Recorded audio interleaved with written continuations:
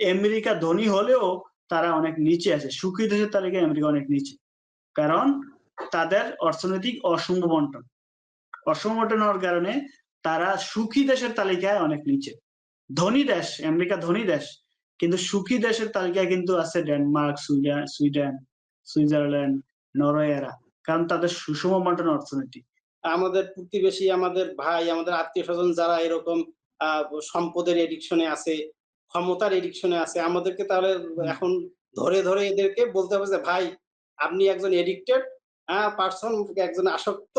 আপনাকে ট্রিটমেন্ট করতে হবে। আপনি ডাক্তারের কাছে জরুরি ভিত্তিতে একজন সাইকিয়াট্রিস্ট এর কাছে যান। গিয়ে আপনি ট্রিটমেন্ট করেন।" আসসালামু আলাইকুম ওয়া রাহমাতুল্লাহ। আব্দুল সালাম ভাই কেমন আছেন? এই তো আলহামদুলিল্লাহ, ভালো আছেন? এই তো ভাই আছি আলহামদুলিল্লাহ ভালো আছি। আমরা আজকে টাকা-পয়সা, ধন-সম্পদ নিয়ে একটু কথা বলব। আসলে টাকা কি আসলে টাকা দিয়ে কি সুখ কিনা যায়? টাকা দিয়ে কি শান্তি কিনা যায়? আমার কাছে টাকা আছে। আমি কি চাইলেই সুখ কিনতে পারবো? শান্তি কিনতে পারবো? এইটার ইমপ্যাক্ট আমাদের মধ্যে অনেক বেশি। টাকার ইমপ্যাক্ট। তো আসলে এই বিষয়ে আ ১ম দিকে আপনি কি বলতে চাচ্ছেন? হ্যাঁ, আমাদের সমাজে আসলে টাকা-পয়সার একটা উম আ খুবই বাজে চর্চা চলতেছে। যে টাকা থাকলেই হয়তোবা মানে আমি দুনিয়ার সকল কিছু কিনে ফেলতে পারবো। সবকিছু আমার অধীনে চলে আসবে। এরকম একটা মানুষের মানে অবচেতন মনেই এই জিনিসটা মানুষের মনে কাজ করে। তো এই যে একটা যে কনসেপ্ট মানুষের মধ্যে আছে যে আমার কাছে টাকা আছে, তো আমার কাছে সবকিছু আমার কাছে আছে। আমার নিয়ন্ত্রণে আছে। আমি কিনতে পারবো, আমার অধীনে রাখতে পারবো। তো এই ব্যাপারটা কিন্তু বারবার আমাদের সমাজ কিন্তু আমাদেরকে মানে দেখাই দিছে যে তুমি টাকা দিয়ে ভোগ কিনতে পারবা। বা ওই যে বলে না যে সুখ আছে কিন্তু শান্তি নাই। মানে কি? সুখটাকে হয়তোবা এভাবে কেউ মানে ভোগ, তারপরে আ ভোগবিলাসিতা এইটাকে রেফার করতেছে সুখ দিয়ে। যে আমার হুম, ভোগবিলাসিতা আছে, আমার ভোগ আছে, কিন্তু আমার শান্তি, যেটা একটা মানসিক ব্যাপার, প্রশান্তি, শান্তি, এই ব্যাপারটা কিন্তু সে পাচ্ছে না। তো এই যে একটা মানে মানে একটা শূন্যতার দিকে মানুষ শুধু এই ভোগের দিকে যাচ্ছে, কিন্তু তার যে আদতে তার যে একটা শান্তি মনের মধ্যে, একটা যে তার আ প্রশান্তি অনুভব করবে, এই জিনিসটা কিন্তু সে পাচ্ছে না। সে একটা মানে আ জন্ম থেকে সে মৃত্যু পর্যন্ত শুধু দৌড়াতেই আছে, দৌড়াতেই আছে। এই দৌড় আর তার এই রেস আর তার মানে বন্ধ হচ্ছে না। যেটা আল্লাহ তাআলা বলতেছে এরকম যে আলহাকুমুত তাকাসুর, এবং সম্পদের যে এই যে সম্পদ অথবা আ প্রাচুর্যতার মধ্যে অনেক কিছুই থাকতে পারে। সম্পদ থাকতে পারে, ক্ষমতা থাকতে পারে। এরকম যেইটাই আমি প্রাচুর্যতা আমি কামনা করি, যেইটাই আমি আধিক্যতা কামনা করি। এই যে আধিক্যতা কামনা করা, এইটা যে এতই গুরুতর একটা মানে আসক্তি, এই আসক্তিটাকে আল্লাহ তাআলা স্পেসিফিক ভাবে এইরকম একটা নাম দিয়ে একটা সূরা অবতীর্ণ করছে আল্লাহ তাআলা। এটা কতটা গুরুতর একটা ব্যাপার, মানুষের মধ্যে এটার একটা অবস্থান আছে, যেটা আমরা মানে অনেক কিছু বিষয়ে কনসার্ন থাকতে পারি। অনেক কিছু যে আমাকে আল্লাহর ইবাদত করতে হবে, আমার খারাপ কাজ করা যাবে না। আমি অনেক কিছু হয়তোবা খেয়াল করতেছি। পজিটিভ দিক থেকে হলেও আমি যদি একজন মুসলিম হিসেবে চিন্তা করি, তো আমি হয়তো অনেক কিছু খেয়াল করতেছি। কিন্তু এই যে একটা গুরুত্বপূর্ণ দিক, এই দিকটা কিন্তু আমাদের মধ্যে মানে অ্যা অ্যাবসেন্ট থেকে যাচ্ছে, অনুপস্থিত থেকে যাচ্ছে। যার কারণে আল্লাহ তাআলা এইরকম একটা গুরুতর বিষয়ে একটা নাম দিয়ে সূরায় অবতীর্ণ করে দিল। যে সূরা তাকাসুর, যে আধিক্যতার প্রতিযোগিতা। সূরার নাম হচ্ছে আধিক্যতার প্রতিযোগিতা, প্রাচুর্যতার প্রতিযোগিতা। হ্যাঁ? যে আমরা পরস্পরে প্রতিযোগিতা করব প্রাচুর্যতা নিয়ে, যে আমার কাছে একে টাকা বেশি না ক্ষমতা বেশি, তার কাছে টাকা কম না তার কাছে ক্ষমতা কম। এই যে মানে আধিক্যতার প্রতিযোগিতা। তা আল্লাহ তাআলা বলতেছে আলহাকুমুত তাকাসুর, যে এই যে প্রাচুর্যতার যে একটা প্রতিযোগিতা, এইটার মোহে তারা পড়ে গেছে। মোহের মধ্যে পড়ে গেছে। আমরা অনেক সময় এই ব্যাপারটা নিয়ে খুব কনসার্ন থাকি যে আজকে যুব সমাজ ড্রাগ এডিক্টেড হয়ে গেছে। এডিকশন এর কথা আমরা বলি। যে হুম, ড্রাগ হুম, এডিকশন ড্রাগ এডিকশন সমাজে অ্যাভেলেবল হয়ে গেছে। পর্ন এডিকশন নিয়ে এখন আমরা বর্তমানে কনসার্ন হচ্ছি যে এগুলা সমাজের মধ্যে একটা খুব ব্যাপকতা মানে ছড়ায় গেছে এবং এটা একটা মোটামুটি খুবই একটা থ্রেট এর ব্যাপার হয়ে গেছে। কিন্তু আমরা যে আমাদের এই যে এগুলোর পাশাপাশি যে আমাদের সমাজে আরো একটা অনেক বড় যে একটা এডিকশন আমাদের সমাজে যে মানে বিস্তার করে ফেলছে, ছায়া আ ক ফেলাই দিচ্ছে, এইটা কিন্তু আমরা কেউ খেয়াল করতেছি না। যে দেখা যাচ্ছে যে আমারই হয়তোবা কোনো রিলেটিভ অথবা কোনো প্রতিবেশী অথবা আমার কোনো ভাই ব্রাদার ও টাকার মোহে মানে টাকার যে একটা আধিক্যতা এইটার সে আসক্তিতে সে ভুগতেছে অথবা ক্ষমতার আসক্তিতে সে ভুগতেছে। তো এটাও তো তার এক ধরনের এডিকশন। ডাক্তাররা এখন এই এডিকশনটাকে বলতেছে কি যে ড্রাগ এডিকশন বা পর্ন এডিকশন এগুলোর ক্ষেত্রে এখন ডাক্তার বলতেছে যে এগুলোর ট্রিটমেন্ট আছে। এগুলো ট্রিটমেন্ট করলে এগুলো সুস্থ হয়।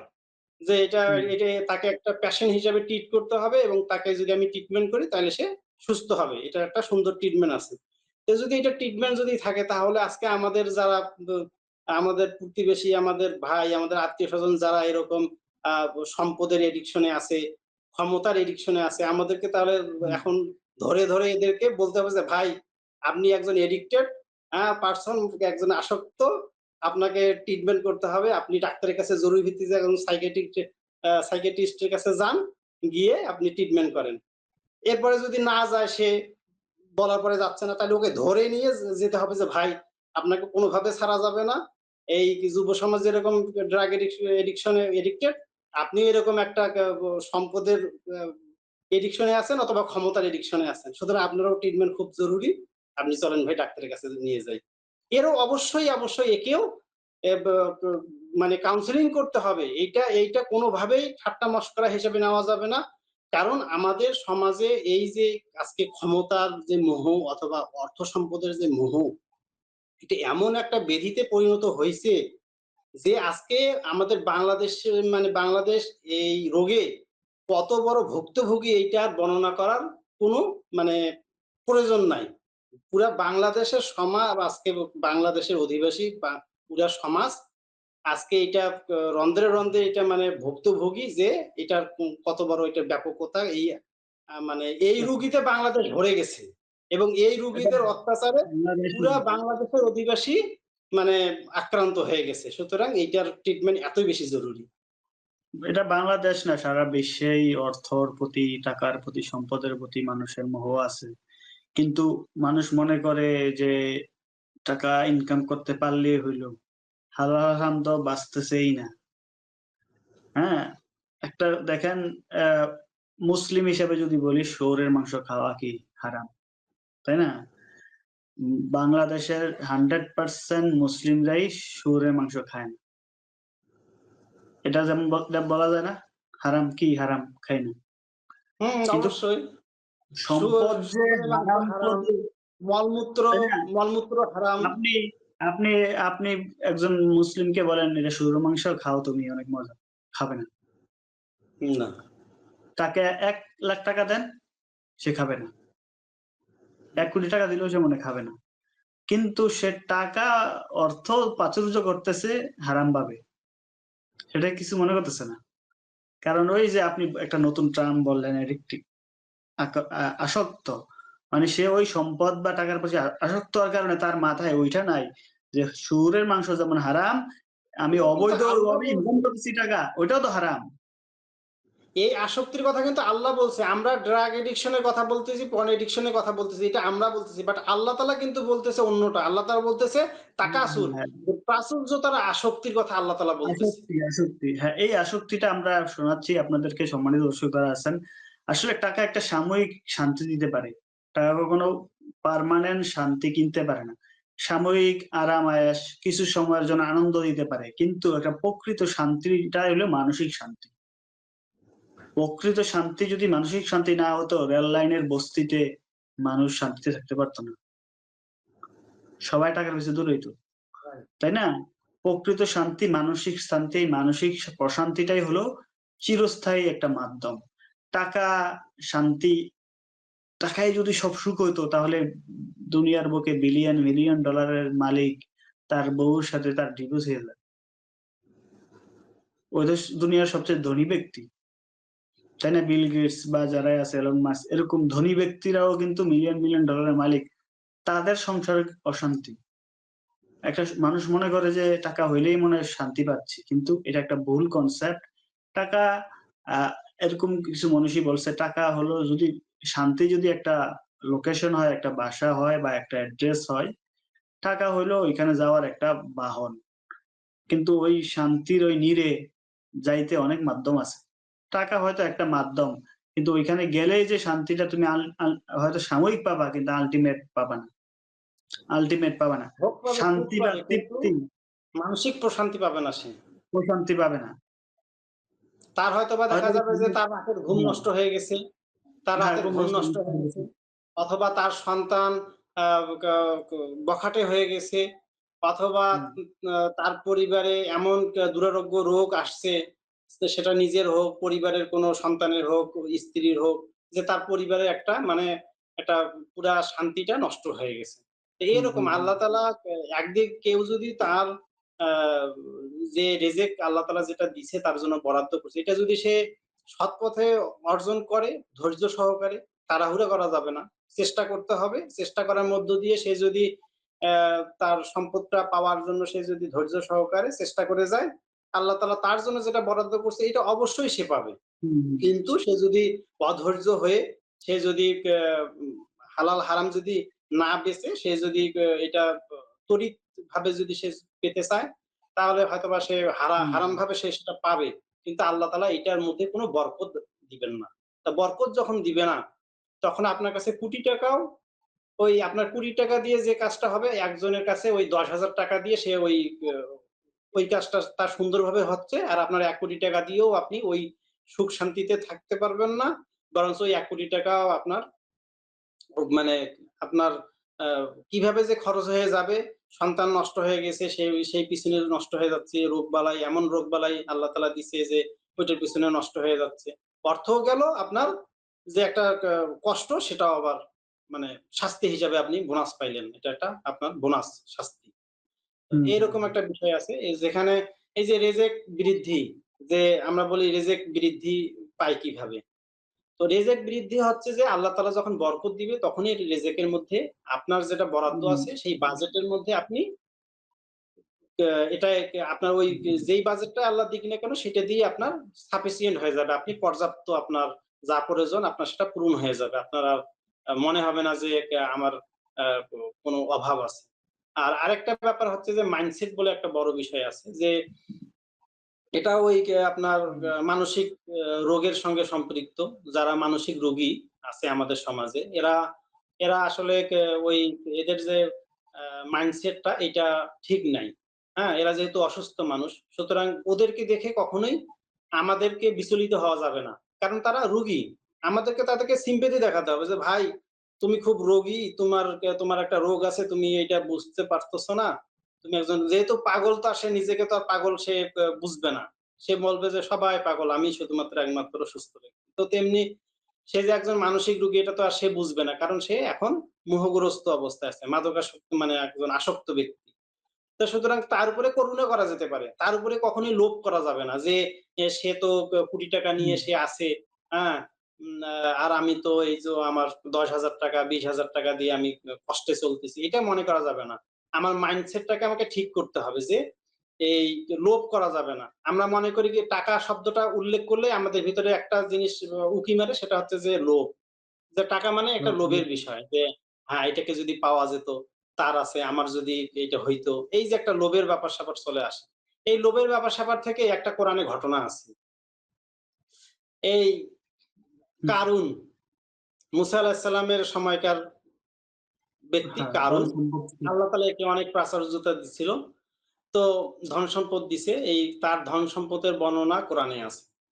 তাইলে এটা অবশ্যই আমাদের মানে আমাদের এর মধ্যে শিক্ষা আছে বিধায় তো আল্লাহ তাআলা কোরআনে এই ঘটনাটা নিয়ে আসছে। তো কারুন যখন তার অনেক ধন সম্পদ নিয়ে সে মানে খুব একটা গর্জিয়াস আভিজাত্যপূর্ণ তার সাজসজ্জা নিয়ে সে মানুষের সামনে বের হইছে। তখন যাদের জ্ঞান ছিল না, যাদের ইসলামিক জ্ঞান ছিল না, তারা দেখে বলতেছে, "হায়! আমাদের যদি কারুনের মতো যদি সম্পদ থাকতো।" হ্যাঁ, তারা আফসোস করতেছে যে আমাদের যদি কারুনের মতো সম্পদ থাকতো তাহলে আমরাও এরকম আ সাজসজ্জা নিতে পারতাম, আমাদের এরকম ভোগবিলাসিতা করতে পারতাম। হ্যাঁ? আমাদের বর্তমান সময়ের মতো। কিন্তু কিন্তু যাদের আল্লাহ তাআলা জ্ঞান দিছে, মানে যারা ঈমানদার, মুমিন আল্লাহর প্রতি বিশ্বাস স্থাপন করছে সেই সময়ে মুসা আলাইহিস সালামের সময়ে, হুম, তারা বলতেছে যে আল্লাহ তাআলা আমাদেরকে যা দিছে আমরা তা নিয়েই খুশি। হ্যাঁ? খুশি। আমরা আল্লাহ তাআলা আমাদেরকে যেটা দিছে আমরা সেটা নিয়েই খুশি। আমরা ওই সম্পদ দেখে আমরা লোভ করি না। তো এবার কোরআনের মানে যেটা বর্ণনা যে এর পরের দিন বা এর পরে যখন সে তার আবাস সহ সে যখন মাটিতে দাবায় গেছে, হ্যাঁ? ধসে গেছে, তখন হুম, এবার ওই যে যেই ব্যক্তিগুলার জ্ঞান ছিল না, যারা কামনা করছিল যে এরকম সম্পদ যে আমাদেরও হতো, এবার তারা বলতেছে যে, "হায়! যদি আমাদের যদি এরকম সম্পদ থাকতো তো আমাদেরকেও তো আল্লাহ ধসায় দিত। হ্যাঁ? ধসে আমরা যেত। তো তাহলে আমরা বেঁচে গেলাম।" যে এই যে এরকম একটা ধসে যাওয়া থেকে হাত থেকে আমরা বেঁচে গেলাম। আমরা ভাগ্যবান। হ্যাঁ?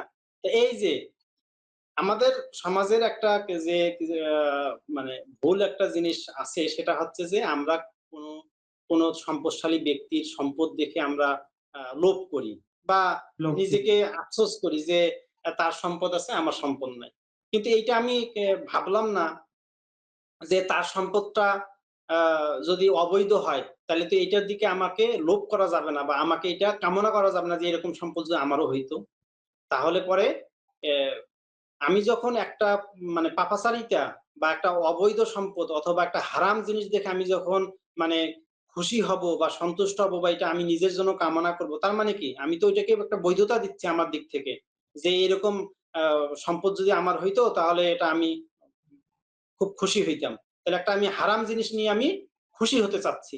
এটা কোনোভাবেই একজন মুমিন মুসলিমের কাজ নয়। যে সে একটা হারাম জিনিসের কামনা করবে।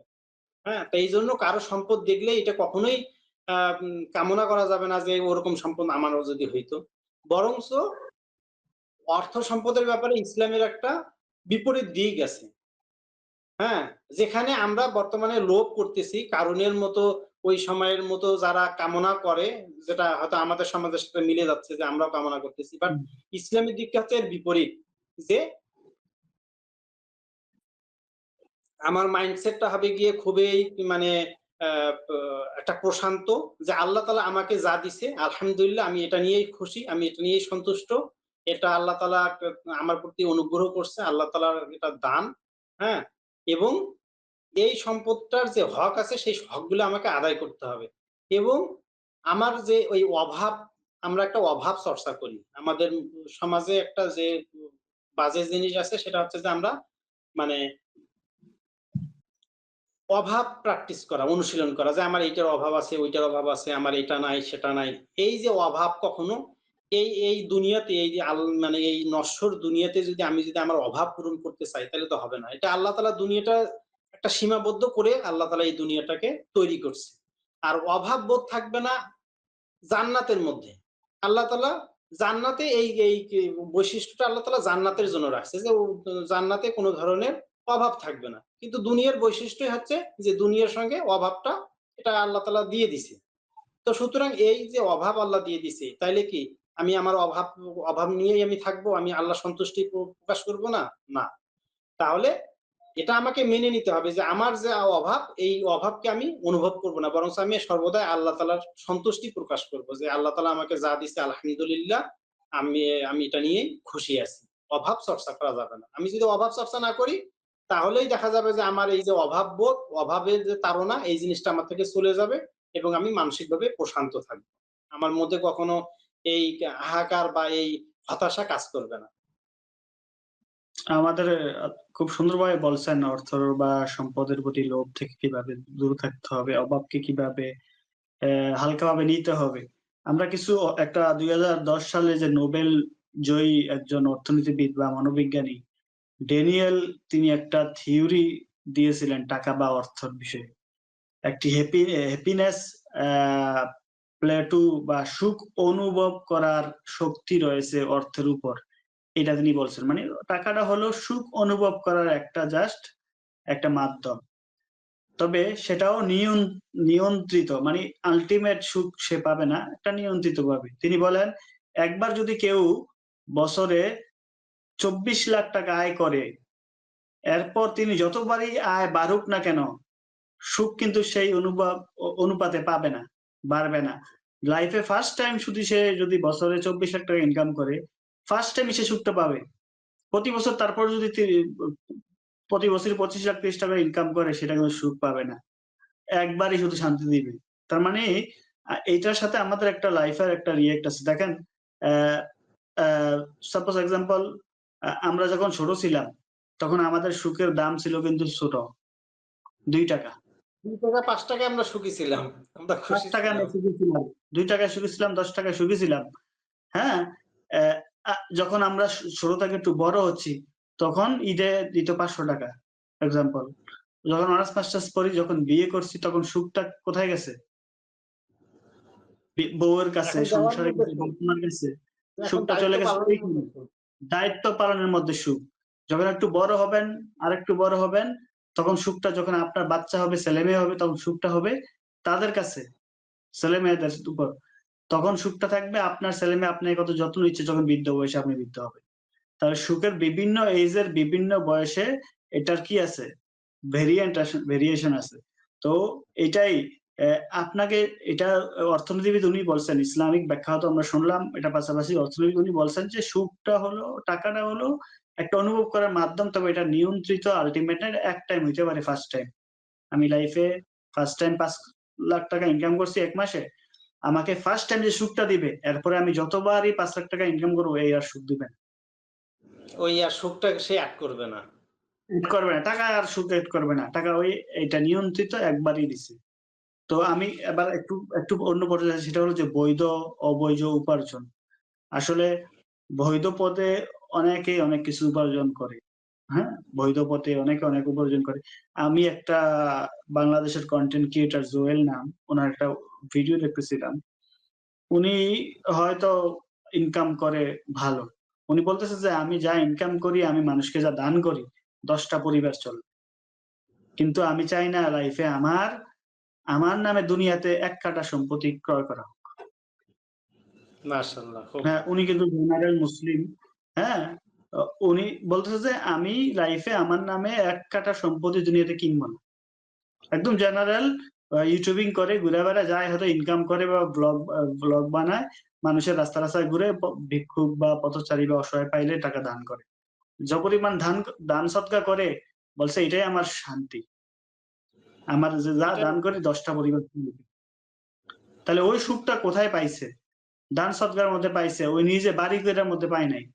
ওই বাড়ি করে না যে আমি বাড়ি করব কি জন্যে? আমি এখন টিনের বাড়িতে থাকি।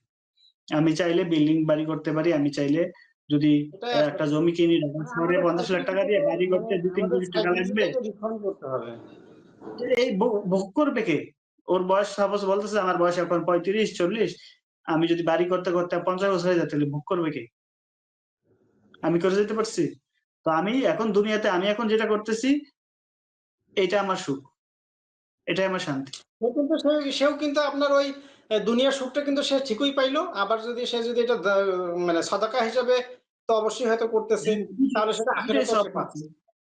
হ্যাঁ? আখেরাতেও সব আখিরাতেও পাচ্ছি। পাচ্ছে। তাইলে তাহলে এটা সে যে তার মানে এই যে সে যে বাড়িঘর করে, সম্পত্তি বাড়াইয়া নিজের, আমরা যেটা সুখ পাই, মনে হয় সম্পত্তি কিনলে মনে হয় শান্তি অনেক। গাড়ি সম্পত্তি, গাড়ি একটা ঠিক আছে। গাড়ি যখন একটা ঠিক আছে, একটা বাইক ঠিক আছে, বা একটা কার কিনছি ঠিক আছে।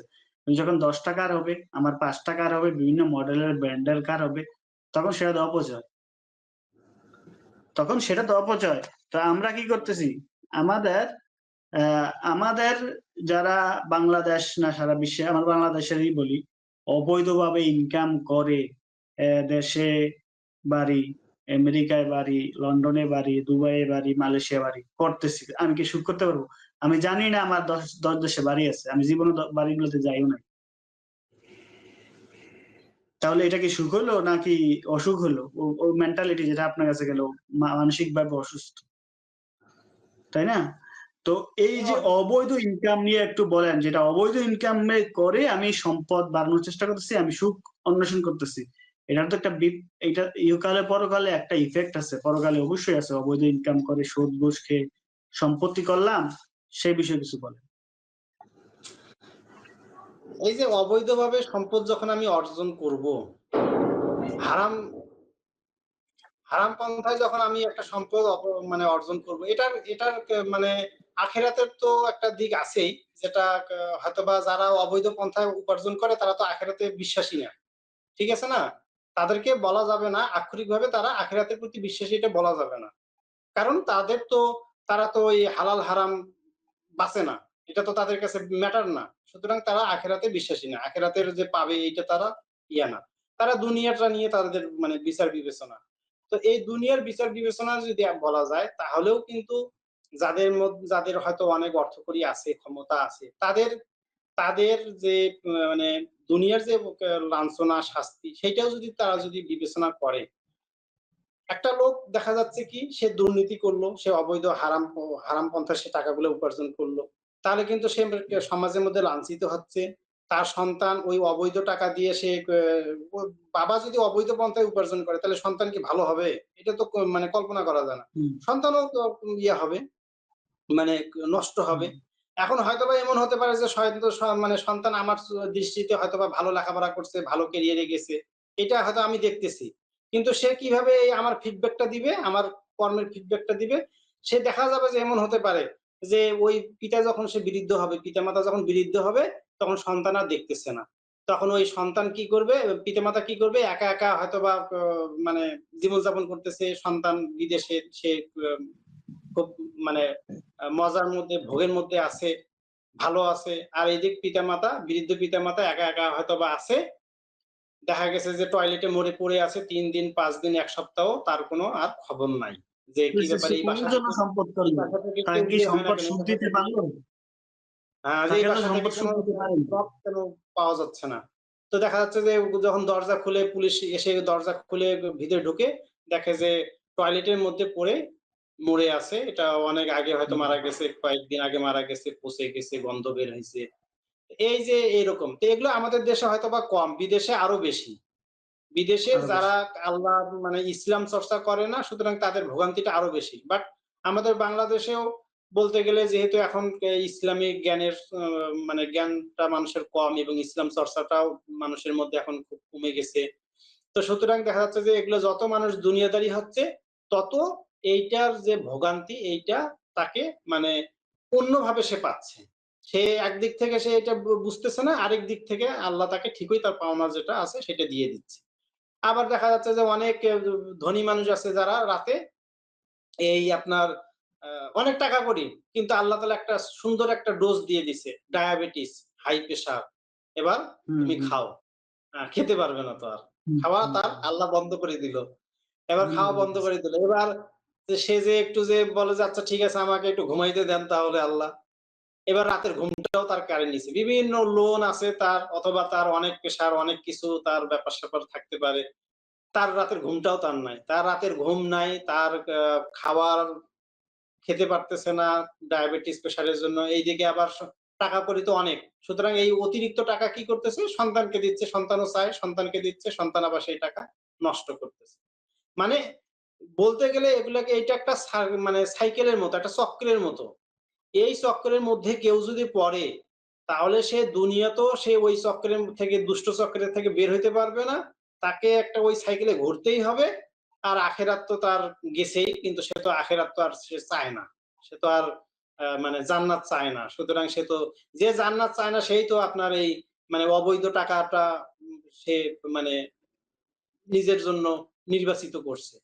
কি জন্য? কারণ হচ্ছে যে আল্লাহ তাআলা বলতেছে যে এ মানে যার শরীর পাক না, তার থেকে আল্লাহ তাআলা কোন ইবাদত কবুল করবে না। তা যেই ব্যক্তিটা মানে যেই ব্যক্তিটার শরীর পাক মানে কি? আমার এই মানে প্রস্রাব পায়খানা, আমার নাজাসাত থেকে আমার শরীর পাক হলেই হয়ে গেল? আমার যে মাংস, আমার যে রক্ত, এই কোষ, এই সবকিছু যদি আমার পবিত্র টাকায় উপার্জিত ও যে খাদ্য সামগ্রী থেকে যদি এই শরীর গঠিত না হয়, এটা যদি হারাম টাকায় দ্বারা যদি আমার এই শরীর গঠিত হয়, তাহলে তো এই ইবাদত আল্লাহ কবুল করবে না। যেটা আল্লাহ রাসূলের হাদিসে আছে যে, হ্যাঁ, দোয়া কবুল করে যে এইসব মানে ব ব্যক্তিদের মানে যেসব ব্যক্তিদের দোয়া আল্লাহ তাআলা বিনা পর্দা ছাড়া সরাসরি আল্লাহ তাআলার কাছে চলে যায়।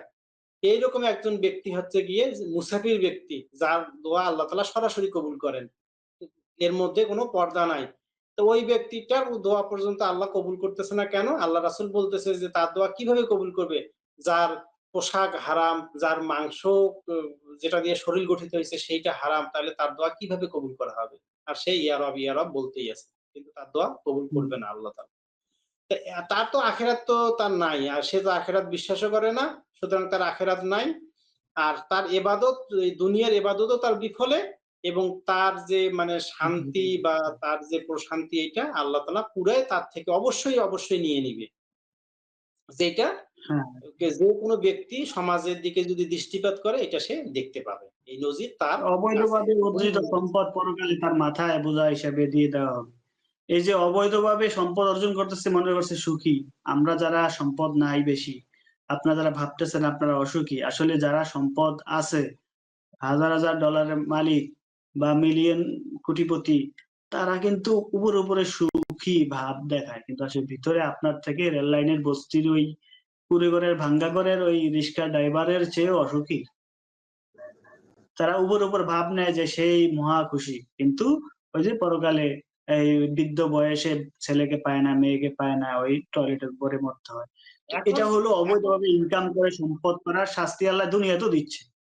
তো আসলে এই যে আমাদের এখন তারপর তাহলে কেন এই যে এ স অশান্তিতেও অনেকে আছে বা এই যে ধনী গরিবের তফাৎ, এটা একটা আমি ইস্যু এখানে তুলতেছি সেটা হলো যে আ ইব্রাহিম খালেদ নামে একজন বিখ্যাত আ গবেষক উনি বলেন যে ডেনমার্ক, নরওয়ে, সুইডেন, সুইজারল্যান্ড এই দেশগুলাকে বলা হয় সুষম বন্টনের দেশ। যদিও সুষম বন্টন ইসলামে সবচেয়ে বেশি ভালোভাবে বলা আছে, আমরা ইসলাম মানি না। এইজন্য ওরা কিন্তু এটা ফলো করে, ওদের অর্থনীতি সুষম বন্টনের অর্থনীতির দেশ। সবচেয়ে অসম বন্টনের দেশ হলো আমেরিকা।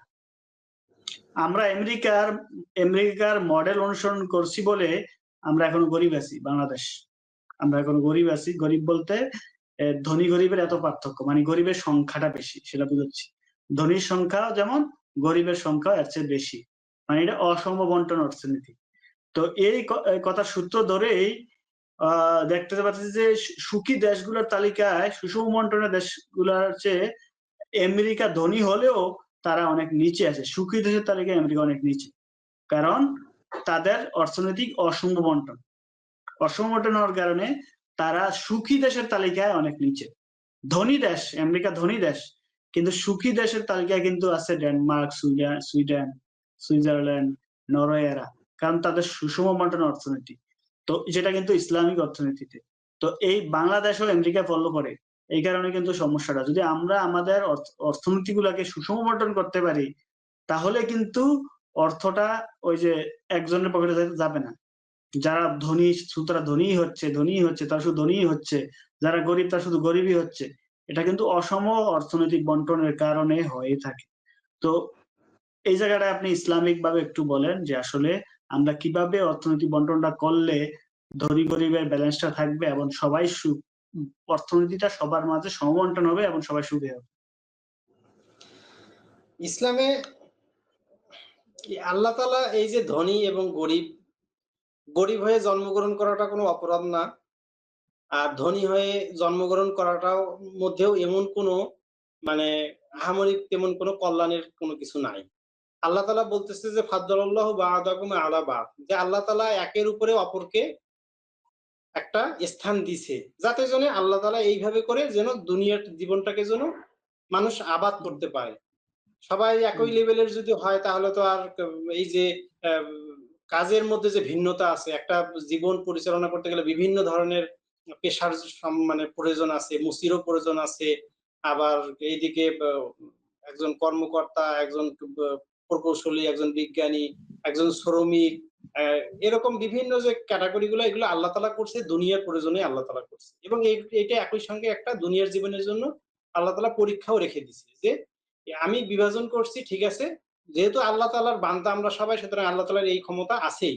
আল্লাহ তাআলা চাইলেই এই বিভাজন আল্লাহ তাআলা বিনা প্রশ্নেই করতে আল্লাহ পারে। আল্লাহ আল্লাহ ধনী গরিব করছে, এটা স্বাভাবিক, এটা করছে, এটা আল্লাহ এটা বিভাজন পরীক্ষা করার করছে, জন্য এটা। কিন্তু কিন্তু সেই অর্থনীতি, সঙ্গে এখানে কি করছে? অর্থনীতিটা আমরা একই সঙ্গে বন্টনটা, ইসলামী বন্টনটা যেটা যাকাত বা সাদাকা, এই হ্যাঁ, একই বিষয়টা। সঙ্গে এখানে আল্লাহ তাআলা কতগুলা দায়িত্ব দিয়ে দিছে। কতগুলা দায়িত্ব দিছে। যাদের আল্লাহ তাআলা সম্পদ দিছে তাদের দায়িত্ব দিছে, যাদের সম্পদ দেয় নাই তাদের ওই অতিরিক্ত দায়িত্ব নাই। বরঞ্চ তাদের কিছু হক আছে। যাদের হুম, এই হুম, হকগুলা ধনীদের দায়িত্ব হিসেবে তারা আদায় করবে, আর গরিবরা হক হিসেবে সেগুলো পাবে। এর মধ্যে আছে গিয়ে যাকাত অন্যতম। এরপরে সদকা আছে। হ্যাঁ? যাকাত অবশ্যই দিতে হবে শতকরা ২.৫% আকারে। এরপরে আপনার দান সদকা আছে। হ্যাঁ? দান সদকা করতে হবে। এরপরে আপনার সদকায়ে জারিয়া এই মানে সদকায়ে জারিয়া একটা বিষয় আছে। তাছাড়া আপনার কর্জে হাসানা বলে একটা বিষয় আছে। কর্জে হাসানা এটা মানে অত্যন্ত একটা মানে এটা আল্লাহ তাআলার সঙ্গে সম্পর্কিত করছে। যদিও আপনি মানুষকে এই কর্জটা দিবেন, এই ধারটা দিবেন, কিন্তু এটা আল্লাহ তাআলা বলতেছে যে আ আল্লাহ তাআলাকে কে কর্জে হাসানা দিবে। হ্যাঁ? তো এইটা আল্লাহ তাআলার সাথে সম্পৃক্ত করছে। এটা অত্যন্ত একটা মর্যাদাশীল একটা দান। এটা তো এইরকম ধনীদের মধ্যে অনেকগুলো দায়িত্ব আল্লাহ তাআলা দিয়ে দিছে যে এই কাজগুলো তাদেরকে করতে হবে এবং এগুলা ফরজ। এগুলাকে আমি যদি মনে করি যে সদাকাকে আমরা বলি যে এটা একটা নফল কাজ। মানে এটা একটা অতিরিক্ত কাজ। এটা ফরজ না। হুম। কিন্তু না। আমি যদি এটাকে এটা আমলগত দিক থেকে এটা হচ্ছে গিয়ে নফল। বাট করার দিক থেকে এটা আপনাকে করতে হবে। এটা আপনি যদি একবারেই না করেন, তাহলে আবার আপনি যে সম্পদের যে হক এটা আদায় করলেন না। এটা আপনাকে করতে হবে। এটা একটা ইসলামের বিধান, এটা আপনাকে পালন করতে হবে। এইরকম ব্যাপারগুলো আছে। এই বিষয়গুলো অবশ্যই একজন সম্পদশালী যে তাকে এগুলা মেইনটেইন করতে হবে। না করলেই আখিরাতে তাকে আল্লাহ তাআলা জিজ্ঞাসা করবে। এবং সে এ একজন এবং এই দিক থেকে বলি যে ব্যক্তি ধরেন দান করতেছে আল্লাহ তাআলা আখিরাতে তার যে পাপগুলা আছে এই পাপগুলা কিন্তু এই যে মানে আমরা যেগুলো বলি নফল দান, এই দানগুলার মাধ্যমে কিন্তু তার পাপ মোচন হবে, তার ইবাদতের যে ঘাটতি আছে সেই ঘাটতিগুলা কিন্তু পূরণ হবে। তাহলে অর্থের কিন্তু এটাও একটা পজিটিভ দিক আছে যে আমার কাছে যদি অর্থ থাকে তাহলে আমি এমন অনেক ইবাদত আছে যে ইবাদতগুলা আমি করতে পারবো এবং সেগুলা হচ্ছে যে আমার যদি আমলগত যে ত্রুটিগুলা হচ্ছে আমি আ যেমন নামাজ আমার অনেক কাজা আছে ধরেন। সিয়াম আমার কাজা আছে মানে সিয়াম আমার অনেকগুলা মিস হয়ে গেছে এগুলা আমি কাজা আদায় করতে পারি জীবনে। কিন্তু হুম। নামাজ যদি আমার যদি ইয়ে হয়ে যায়, আমার মিস হয়ে যায় এটার কিন্তু কাজা মানে অ্যা যদিও সমাজে একটা প্রচলিত আছে উমরি কাজা এরকম কি ইসলামে এরকম কোনো উমরি কাজার কোনো মানে সহি কোনো নাই, তথ্য নাই। আ মত নাই। তো তাহলে সেক্ষেত্রে এই আমার যে হুম, আমলগত যে ত্রুটিগুলা, আমাকে তো অবশ্যই তওবা করতে হবে। আমার যে ইবাদতের মধ্যে যে ঘাটতিগুলো তওবা করতে হবে। বাট আমি আমার যে পাপ যে বেশি হয়ে গেছে এবং আমার যে সওয়াবের মধ্যে ঘাটতি রয়ে গেছে, এই ঘাটতিগুলো কিন্তু আমি অর্থ দিয়ে আমি যদি দান করি বেশি, বেশি তাহলে এটা দিয়ে কিন্তু আমার পূরণ হবে।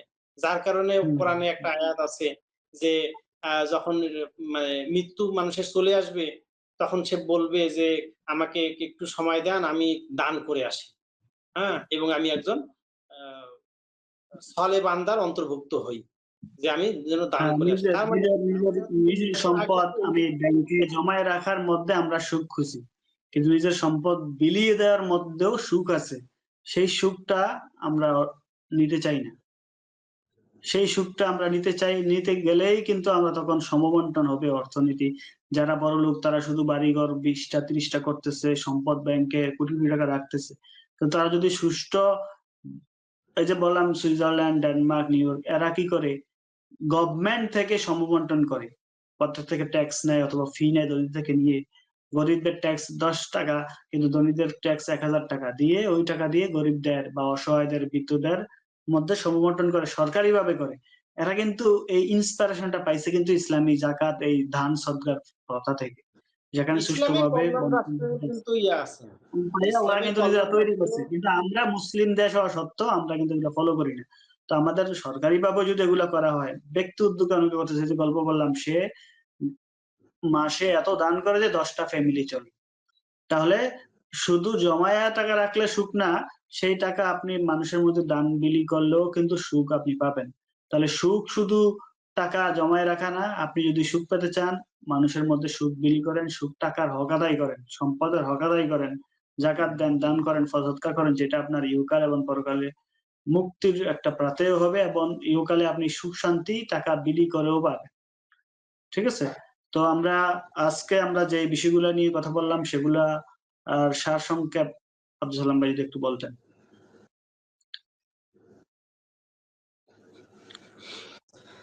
সারসংক্ষেপ মানে উপসংহার হিসাবে আরেকটা কথা বলতে চাই। সেটা হচ্ছে যে আ আমরা অনেকে মানে অর্থ দিয়ে হয়তোবা সুখ কিনতেছি, যে কথাটা বলা হচ্ছে যে আমরা অর্থ দিয়ে সুখ কিনি। তো এই সুখটা কিন্তু আমার একটা অশান্তিরও কারণ হতে পারে। যেরকম অবশ্যই। আমি যখন অনেক ভোগবাদীদের মধ্যে থাকবো, ভোগবাদী বিশ্বাসী হব। আমি অনেক ভোগে মানে আমি সুখ অনুভব করি। তো এই আমার অতিরিক্ত যে ভোগ, এই ভোগটা কিন্তু আমার একসময় মানে অসুখের, এই সুখ কিনতে গিয়ে আমার অসুখের কারণ হতে পারে। আমি যখন বেশি ভোগ হুম, করব, বেশি খাবো, বেশি আমি বিলাসিতা করব। এই বিষয়টা কিন্তু আমার একসময়, এই যে যারা অনেক সময় হয় কি, যাদের অর্থ আছে তারা অনেক সময় অনেক এত বেশি কসমেটিক্স ব্যবহার করে। এটা তার ত্বকের জন্য আবার একটা ক্যান্সার হোক বা ত্বকের যে হুম, অসুস্থতার একটা কারণ হয়ে যায়। যার টাকা আছে সে আপনার বিভিন্ন ধরনের রেস্টুরেন্টে খেয়ে বেড়াচ্ছে, বিভিন্ন ধরনের মানে এই জায়গায় যায়, সেই জায়গায় যায়, গিয়ে যত ধরনের রেস্টুরেন্টে খাওয়া-দাওয়া, ভোগ-বিলাসিতা, এই তো এই মানে ভোগ মানেই আমরা খাওয়া-দাওয়া এইসবই বুঝি আরকি মোটামুটি। তো যেটা মানুষ করে, তো এই কাজগুলা কি তাকে একসময় কি করতে হচ্ছে? তাকে একসময় এইটার জরিমানা হিসেবে তাকে অ অসুস্থতায় অতিরিক্ত স্থূলতায়, এখন অনেক বেশি মানুষ স্থূলতায় ভুগতেছে। হ্যাঁ? বাচ্চারা এত বেশি স্থূল হয়ে গেছে যে তার মানে বয়সের থেকে তার ওয়েট অনেক বেশি।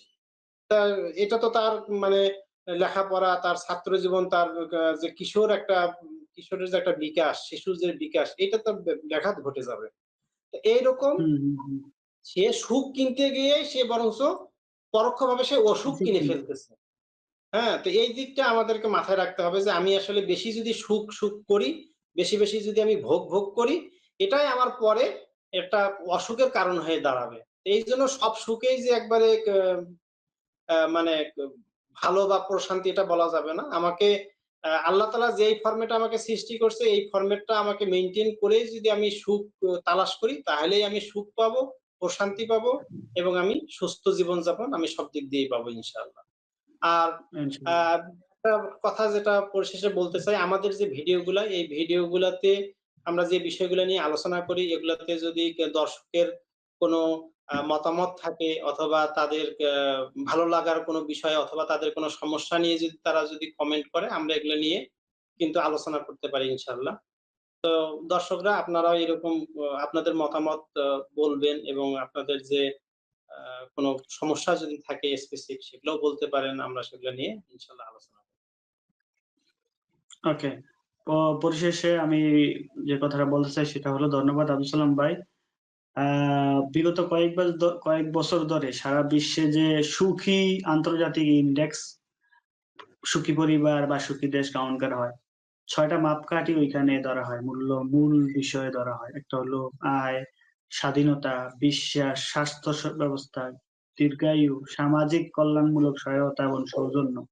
এখানে ৬ টার মধ্যে টাকা আছে একটা। কিন্তু টাকা বাদেও কিন্তু আরো ৫ টা জিনিস আছে।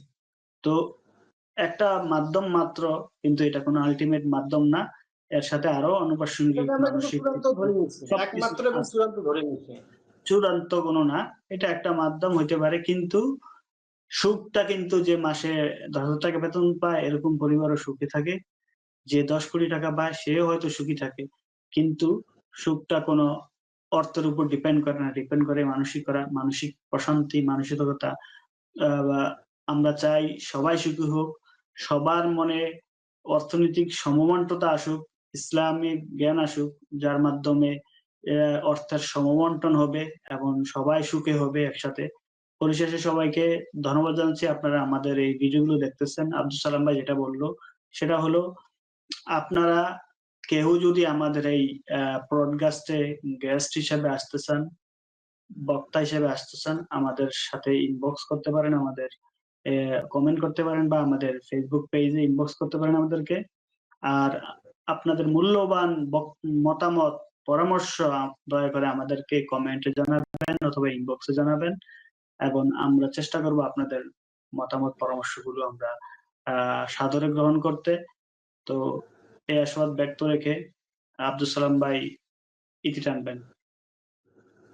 হুম। আজকের মতো তাহলে এখানেই আমরা সমাপ্ত করি। ওকে, আল্লাহ হাফেজ। আসসালামু আলাইকুম।